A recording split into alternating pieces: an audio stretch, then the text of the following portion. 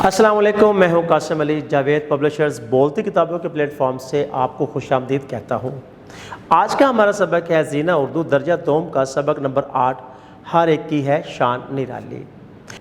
جائزہ صفحہ نمبر 45 پہ سوال نمبر 1 ہے، دیے ہوئے الفاظ کو غور سے سنیں اور ہم آواز الفاظ کی جوڑیاں بنائیں۔ دن، پیارا، گائے، گن، گن، نیارا، چائے۔ تو دن، گن، پیارا، نیارا، گائے، چائے۔ سوال نمبر 2 ہے، اپنی ذات، گھر اور علاقے کے بارے میں ساتھیوں کو 5 جملوں میں بتائیں۔ یہ بھی جو ہے وہ سرگرمی ہے، عملی سرگرمی ہے، اور بچوں کو جو ہے وہ ان سے سوال کیا جائے کہ ان کے علاقے اور گھر کے بارے میں کیا کیا ہے معلومات رکھتے ہیں، تاکہ ان سے پوچھا جائے اور ان کی معلومات میں اضافہ ہو سکے۔ سوال نمبر 3 ہے، سبق امی ابو کو بتانا ہے کہ پہلے پیراگراف کو درست تلفظ اور روانی سے پڑھیں۔ استاد محترم ہر سبق کو جو ہے وہ جب پڑھائیں تو بچوں سے ان کی جو ہے وہ ان کو پڑھنے کے لیے کہیں تاکہ ان کے اندر خود اعتمادی پیدا ہو سکے۔ سوال نمبر 4 ہے، دیے ہوئے جمع کے واحد اپنی کاپی میں لکھیں۔ استاد محترم ان الفاظ کے جو جمع ہیں وہ اوپر لکھ کر جو ہے جمع اور اگلے خانے میں واحد لکھ کر ان کے واحد لکھ کر کاپی پر نقل کروا دیں تاکہ بچے انہیں یاد کر سکیں۔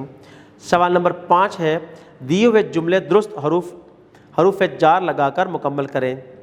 الف، احمد کمرے، خالی جگہ گیا ہے، اس میں آئے گا میں، بے، جا کر چھت، خالی جگہ کپڑے لاؤ، خالی جگہ میں آئے گا سے، جیم، اس ڈبے، خالی جگہ کھلونے ہیں، خالی جگہ میں آئے گا حرف جار میں، دال، احمد صبح سے شام، خالی جگہ محنت کرتا ہے، تو خالی جگہ میں حرف جار آئے گا تک۔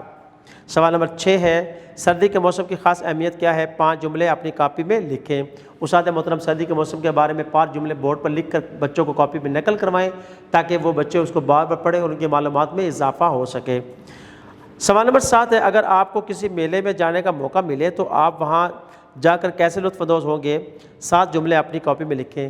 یہ بھی عملی سرگرمی ہے، بچوں کو جو ہے میلے کے بارے میں معلومات فراہم کریں اور بورڈ پر لکھ کر بتائیں کہ میلے میں کیا کیا چیزیں ہوتی ہیں اور بچوں کی جو تفریح کے لیے، تاکہ بچے اس کو لکھ سکیں اور اپنے جو ہے وہ ما فی ضمیر کو بیان کر سکیں۔